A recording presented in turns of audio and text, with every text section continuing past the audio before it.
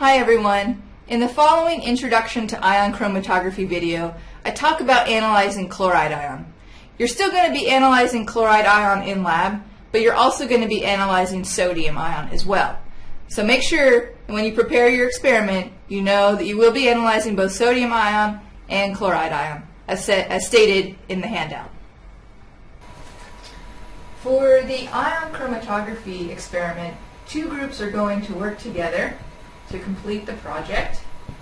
And that project experiment is measuring the chloride ion in 2 water samples. Each group will contribute 1 water sample. Now, because two groups are working at the same time, we're going to start at the normal lab start time. So that'll either be the 8:30 a.m. or the 1 p.m., depending on which lab you're in. So like I said, you're going to work together.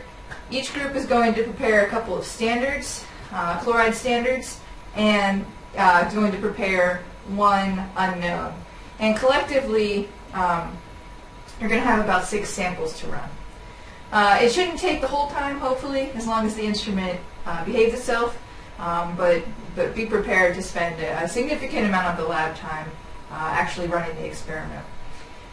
Everyone will complete their own individual lab report, and you do want to report concentrations of chloride ion in both unknowns.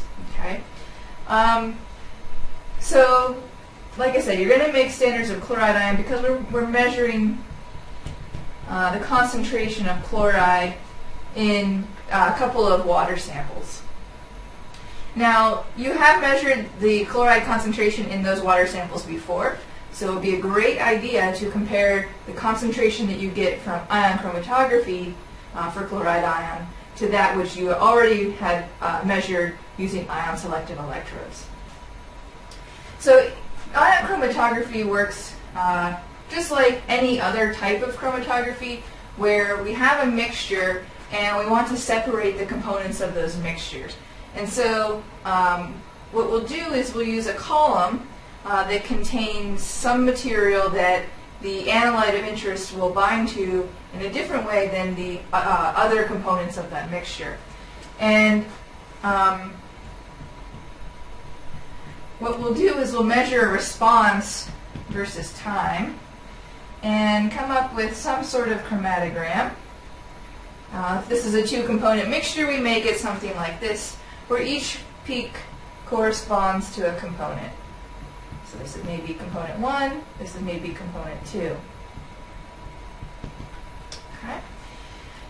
Now, in order to determine the concentration of one of the components, you're going to take standards and determine the area under one of the peaks. Okay? And so what you'll end up doing is making a plot of area versus concentration. And hopefully you'll get a straight line through which you can fit and determine the concentration of an unknown using that.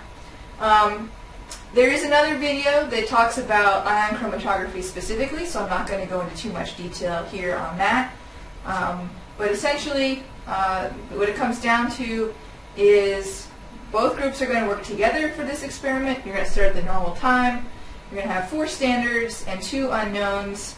You're going to measure the area, and this is something you can do on the software. That's also explained in another video, and your TA and lab instructor will be around to help you. You're going to come up with a calibration curve, and for your lab report, make sure you're comparing the determined chloride concentration that you get from ion chromatography with that from ISE, the Ion Selective Electrode Lab.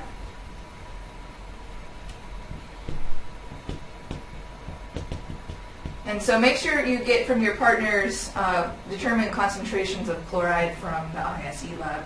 And in your lab report, cite who gave you that data.